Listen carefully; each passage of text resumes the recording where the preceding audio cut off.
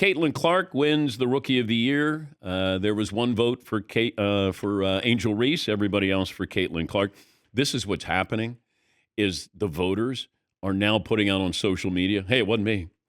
Hey, it wasn't me. Hey, it wasn't me. I don't know if somebody comes out and says, hey, I voted for Angel Reese, which it is your, that's your prerogative. You can. I mean, I've voted and had people criticize my votes, but I had no problem telling people. I mean, I was proud to be a voter in the NBA. And if you want to be critical of me, that's okay. I have, my defense there. Somebody thinks Angel Reese was the Rookie of the Year. Fine. Maybe it's a writer who covered her team in Chicago. Okay. It's not the end of the world. Like, I don't know if Caitlin Clark's going to go, can you believe I didn't go unanimous? Now, I thought we would have unanimous MVP and unanimous Rookie of the Year. You got that with Asia Wilson, but Caitlin Clark all but won, and I don't think it's going to ruin her summer. I don't. But it feels like all these voters are like, wasn't me. Wasn't me. Wasn't me.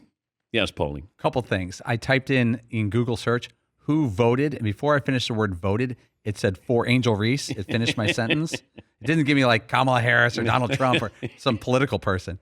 Secondly, if you're the person who voted for Angel Reese, clearly I would think that you're aware of what the reaction may be. Would you put your name out there? Sure. I don't think they have yet. I'm checking. Sure. I mean, it's your vote. It's open to interpretation. They don't give you guidelines here and say, hey, check off, check this box, that box. If you really feel like Angel Reese was the Rookie of the Year, then just own it. I don't care. I don't think Caitlin Clark's going to care. In 10 years from now, do we go, yeah, but she wasn't a unanimous Rookie of the Year? I don't think we're going to care.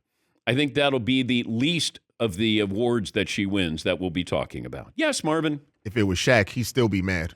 He is still mad. He's still mad about that Allen Iverson vote in 2000. And my good buddy, the late Fred Hickman. Freddie made that choice. Shaq's still upset about it. Should have been unanimous. Yes, Todd. If you make that vote public, is there part of you with public perception, oh, you're just trying to be different and, you're looking for some kind of attention. I'm going to be the outlier. Everyone's going to vote one way, but I'm going to be the one that people are talking about because I voted a different way. Well, if you want to be the outlier, then come out and say, hey, you want attention? Here's your chance. So if we're going to follow what you're laying down, then they should be coming out and saying, yeah, I voted for Angel Reese. And if they don't, they might just say, look, I voted and, this is who I thought should be Rookie of the Year. I don't agree with it. I thought she would be unanimous. It's not even close because I said the most important person in the league is Caitlin Clark and should be a top 5, if not, it should have been a top 3 MVP candidate. But I'm talking about value. And value, we can all have a different opinion on that. Her value on the floor, in the arena, in the league, all of that. There's nobody more valuable. Now, Asia Wilson was a more dominating player and deserved to be the MVP and unanimous. So don't get it tangled. Caitlin Clark's the most valuable, most important person in the WNBA this year and should have been unanimous Rookie of the Year. It's not the end of the world.